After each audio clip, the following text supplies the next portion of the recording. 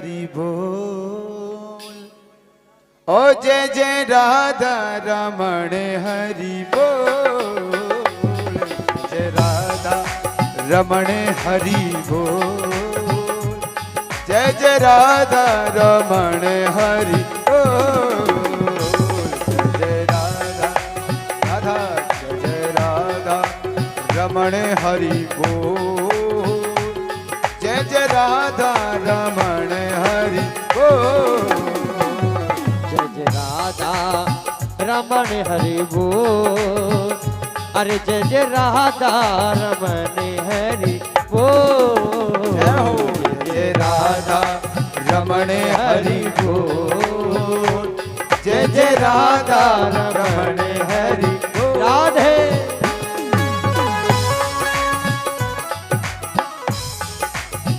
ओ जय जय राधा रमण हरि बोल। ओ जय जय राधा रमण हरि बोल। जय जय राधा रमण हरि बोल। ओ जय जय राधा रमण हरि बोल। ओ जय जय राधा रमण हरि। जय जय राधा ओ जय जय राधा रमण हरि बोल। ओ जय जय राधा रमण हरि बोल। जय जय राधा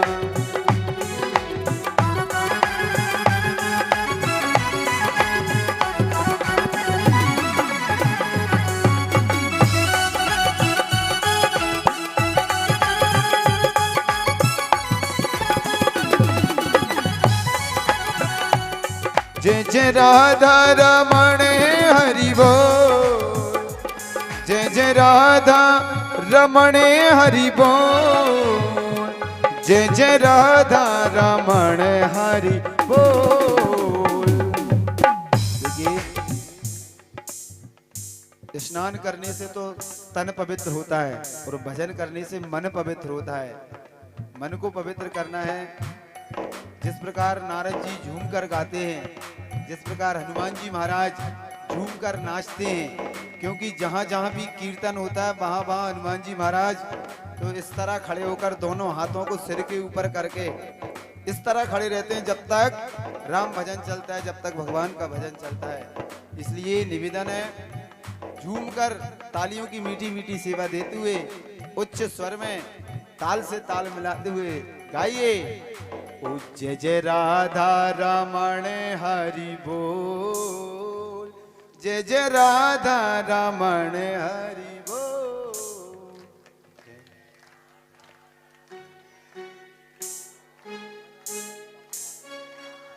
जय हो जय जय राधा रमण हरि बोल। जय जय राधा रमण हरि बोल। जय जय राधा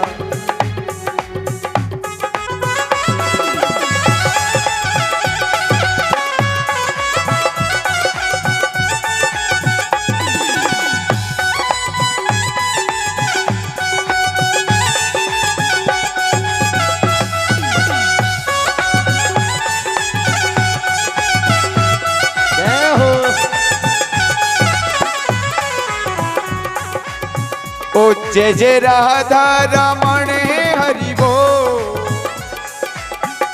ओ जय जय राधा रमण हरि बोल। जय जय राधा रमण हरि बोल। जय जय राधा रमण हरि बोल।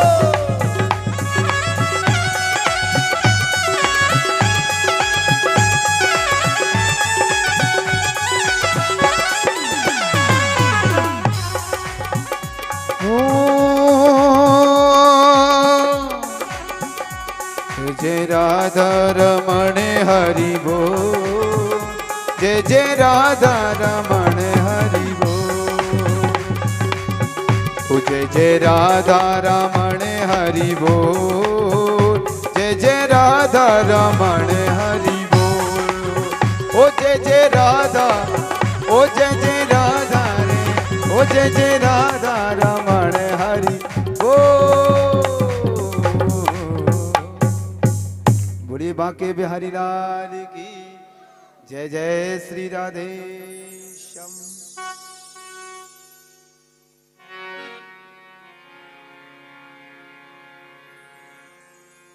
संगीतमय श्रीमद् भागवत महापुराण सप्ताह ज्ञान यज्ञ में पधारी हुए समस्त भगवत चरण अनुरागी अनुयायी भक्तिमती माताएं बहनें, श्रीमद् भागवत महापुराण के कल चतुर्थ स्कंद तक की कथा का हम सबने श्रवण किया, जिसमें महाराज मनु के वंश का वर्णन दिया गया है। महाराज मनु की 3 पुत्रियां आकुति, देवहूति, प्रसूति, तीनों के वंश का वर्णन श्रवण किया। इसके पश्चात महाराज मनु के ज्येष्ठ पुत्र उत्तानपाद का हमने चरित्र का श्रवण किया। उत्तानपाद वंश में जो भी राजा हुए थे उन सब का हमने श्रवण कर अब हम पंचम स्कंद में प्रवेश कर रहे हैं। आज कथा पंचम स्कंद से लेकर 10वें स्कंद तक की होगी, इसलिए थोड़ी संक्षेप में ही कथा को लिया जाएगा। सार रूप हम ग्रहण करेंगे, जैसे कहते हैं गागर में सागर भर देना, तो सार रूप में ही कथा को श्रवण करेंगे और श्रवण करते करते 10वें स्कंद तक की कथा में आज पहुंचना है। इसलिए आज शताब्दी एक्सप्रेस चलती है, उसी प्रकार थोड़ी कथा में भी स्पीड रहेगी, तो बीच में यदि कोई कथा रुक भी जाए, छूट भी जाए, तो उसके लिए क्षमा चाहेंगे। बोलो राधा कृष्ण भगवान की जय हो। प्रिय व्रतो भागवत आत्म रामा कथम मुने ग्रहे स्मृतम न्यूमूलम कर्म बंधा पराभव। महाराज मनु शत्रुपा के छोटे पुत्र प्रिय व्रत हैं, जो समस्त अजनाब खंड के राजा हैं, पर जिन्हें बचपन से ही वैराग्य हो जाता है। क्या रखा है संसार में, दुनिया में कुछ नहीं है, ये संसार एक दुखालय है। जैसे विद्यालय में विद्या प्राप्त करती है, शिवालय में शिवजी प्राप्त होंगे, वैसे ही दुखालय में दुख ही प्राप्त होगा। समस्त संसार को दुख ही दुख से भरा हुआ देखकर और स्वयं में आत्माराम होकर भगवान के तप के लिए निकल गए। पिताजी के बहुत समझाने पर ब्रह्मा जी ने तक आकर समझाया और कहा कि सृष्टि का किसी प्रकार तो हमें सृजन करना है, बढ़ाना है। जब भगवान की इच्छा है सृष्टि का सृजन करना, तब महाराज प्रिय व्रत ने विवाह करे और समस्त प्रजा का इस अजनाब खंड का पालन करने लगे। महाराज इतने बलशाली थे, इतने वैभवशाली थे, एक बार जब देखा कि सूर्य देव रात्रि कर देते हैं और रात्रि में हमारे राज्य के काम काज रुक जाते हैं, तो सूर्य के समान दिव्य रथ बनाकर जिस पर स्वयं आरूढ़ हुए और समस्त संसार में सप्त द्वीपों में जो घुमाया, तो दिन ही दिन रहने लगा, रात्रि होना ही बंद हो गई। देवी देवता घबरा गए, भगवान के पास पहुंचे, ब्रह्मा जी के हाथ जोड़े, कहा कि भगवान यदि इस तरह दिन ही रहेगा तो प्रजा तो सारी मारी जाएगी। अरे आराम नहीं करेंगे तो काम कैसे बनेगा, थोड़ा आराम भी चाहिए जीवन में, भजन के साथ साथ, भोजन के साथ साथ। संपूर्ण पृथ्वी पर दिन ही दिन दिखाई देने लगा, भुवन भास्कर ही चमकते हुए दिखाई देते। ये देखकर समस्त देवताओं ने जो ब्रह्मा जी से प्रार्थना की, ब्रह्मा जी ने आकर समझाया, महाराज प्रिय व्रत जी, क्योंकि संसार के जो नियम है उन्हें आप मत छोड़ो, क्योंकि संसार के नियम तो हम सभी को पालन करना पड़ता है। इस प्रकार महाराज प्रिय व्रत ने ब्रह्मा जी के आग्रह पर अपना वह दिव्य तेज रथ को त्याग कर और स्वयं भगवान का भजन करने लगे। इतने परम वैभवशाली थे कि इनके रथ के जो पहिए चले, उन पहियों से ये पृथ्वी 7 विभागों में विभक्त हो जाती है, जिसमें सप्तद्वीप बन जाते हैं। आज भी 7 महाद्वीप हम गिनते हैं, अलग अलग इनके नाम हो गए। नहीं, पहले तो भारत द्वीप, जम्बू द्वीप, आर्यवर्त द्वीप, इस प्रकार उन्होंने 7 द्वीपों का निर्माण कर दिया था। इन्हीं के वंश में परम प्रतापी इनके पुत्र महाराज अग्निन्द्र हुए, जिन्होंने पितरों को प्रसन्न करके, क्योंकि पितृदोष यदि किसी को घर में लग जाए तो घर में सुख शांति नहीं रहती, सुख शांति पूरी तरह छीन हो जाती है। ये पितृदोष का ही प्रभाव होता है। तो अपने पितरों को, ऋद्विजों को प्रसन्न करके महाराज अग्निन्द्र ने इस संपूर्ण अजनाब खंड का राज भोगा और इनके ही वंश में परम पवित्र प्रतापशाली राजा नाभि हुए, जिन्होंने इनकी पत्नी थी मेरू देवी, जिनके साथ मिलकर भगवान की घोर तपस्या की। भगवान प्रसन्न हो गए, कहा कि मांगो क्या चाहते हो आप। तब महाराज नाभि ने कहा कि प्रभु आप जैसा ही पुत्र हमें चाहिए। तो भगवान कहते हैं कि भाई हमारे जैसा पुत्र तो हम ही हैं, हम जैसा तो कोई बना ही नहीं है। इसलिए सबसे पहले भगवान बने और भगवान की नाभि से कमल निकला है। तब भगवान की हम स्तुति करते हैं, प्रार्थना करते हैं, तो सब नव कंज लोचन कंज मुख कर कंज पद कंजारनम। कंज अर्थात कमल है, तो भगवान की उपमा कमल से दी जाती है। इसलिए सृष्टि में हमारे जैसा कोई है ही नहीं है, हम ही स्वयं आपके पुत्र बनकर आएंगे। तब राजा नाभि के घर में स्वयं भगवान के अंश रूप बनकर ऋषभदेव भगवान प्रकट होते हैं। बोलिए ऋषभदेव भगवान की जय हो। ये ऋषभदेव जिन्होंने भगवान को प्राप्त करके सिद्धि प्राप्त की, और इंद्र की पुत्री जयंती के साथ महाराज ऋषभदेव का विवाह संपन्न होता है। जयंती के उदर से 100 पुत्रों का जन्म हुआ, जिनमें से 90 पुत्र तो अजनाब खंड के रक्षक हुए, 9 पुत्र 9 योगेश्वर बने, और इनके सबसे बड़े पुत्र हैं भरत। इनके प्रताप से, इनके प्रभाव से संपूर्ण इस अजनाब खंड का नाम भारत वर्ष रखा गया। तब से ही हम इसे भारत भूमि कहते हैं। और भारत भूमि दिव्य भूमि है, देव भूमि है। बोलो भारत माता की जय। ऐसे परम प्रतापी महाराज भरत, जिन्होंने इस संपूर्ण पृथ्वी पर राज किया। इनके पिताजी ऋषभदेव जो भगवान के अंश हैं, इन्होंने अपने पुत्र भरत को राष्ट्र नीति, राजनीति, धर्म नीति, गृहस्थ नीति, समस्त नीतियों में निपुण कर और स्वयं अवधूत वेश धारण करके दिगंबर बने। तो ये जिन कहलाए, और जिन का ही दूसरा नाम है जैन। और जैन समाज जो चला है, महाराज ऋषभदेव इनके प्रथम तीर्थकर हुए, और इन्हीं से ही जैन संप्रदाय की जो है संकल्पना बनी। बोलिए ऋषभदेव भगवान की जय हो। तो ऋषभदेव प्रभु इस प्रकार अवधूत वेश धारण करके परमपिता परमेश्वर को प्राप्त कर स्वयं देह त्याग कर परमपिता को प्राप्त होते हैं।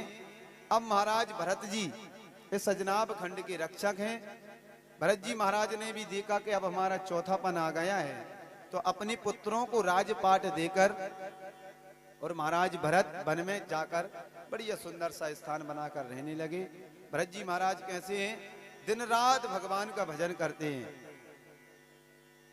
ना भोजन की चिंता है, न रहने खाने पीने की है, सब भजन में लगे रहते हैं। पर एक दिन भोर होते ही सुबह के समय स्नान करने गए थे। कहीं से एक बेचारी गर्भवती हिरनी पानी पी रही थी। दूर से एक शेर की दहाड़ सुनाई दी, और वह शेर ऐसा दहाड़ा कि जिसकी दहाड़ को सुनकर ही हिरनी का गर्भ गिर जाता है। हिरनी तो उसी जल में डूबकर मर गई, पर वह बच्चा जो है हिरन का महाराज भरत जी अपनी कुटिया पर ले आए। अब महाराज धीरे धीरे उस बच्चे ने जैसा ही वह बड़ा हुआ उसे पालने पोषने लगे, चारा पानी का ध्यान रखते। कहीं भी भजन कीर्तन में जाते तो आधे घंटे के लिए उसकी सेवा भी करते हैं। देखिए प्रभु की माया ऐसी अद्भुत है कि इस ममता और मोह को आप जितना बढ़ाओगे ये उतना ही बढ़ता हुआ चला जाता है। हम जिससे जितना छूटना चाहते हैं उतने ही हम ये सब आकर पकड़ते हैं। तो महाराज भरत जी ने उस हिरन के बच्चे में धीरे धीरे करके इतनी प्रीति बढ़ाई कि पहले तो उसके आधा घंटा सेवा करते थे, अब तो 1 घंटा और फिर 2 घंटा। तो कहीं भी जाते अब तो वो कीर्तन में भी साथ में उनके वो हिरन का बच्चा चलता था। दिन रात अब उसका ध्यान रहने लगा। परम प्रतापी थे, परम ज्ञानी थे, पर माया मोह ने ऐसा जकड़ा कि उस जानवर में ही सारा ध्यान लग गया। अंते यामती सागति, अंत में उस हिरन के बच्चे का ही ध्यान करते करते भरत जी महाराज ने प्राण त्याग दिए। भगवान ने कहा कि जब तुमने इनमें ही ध्यान रखा था, इसलिए स्वयं प्रभु ने हिरन की ही योनि जो है भरत जी को प्रदान की। अब हिरन का जन्म तो हुआ, पर अपने संस्कारों के कारण यदि हमारे पूर्व संस्कार अच्छे हों तो हमें हमारे पुराने जन्म की याद रहती है। हमारे संस्कार यदि अच्छे नहीं रहते तो हमें पूर्व जन्मों की याद नहीं आती। भरत जी महाराज को सब कुछ याद है और वे हिरण की योनि में आकर बस एक ही कहते कि देखो मैं प्रभु की प्राप्ति करने के लिए मेरा जन्म हुआ था और कहां मैं इस माया मोह के चक्कर में पड़ गया और आज मुझे ये हिरण की योनि प्राप्त हुई। दिन रात आंखों से आंसू बहाते रहते, प्रभु के ध्यान में मगन बने रहते।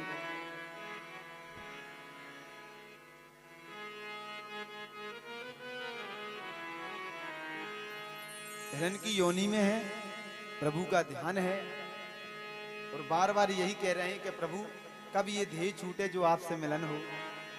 और तेरी मेहरबानी का है बोझ इतना और जिसमें उठाने के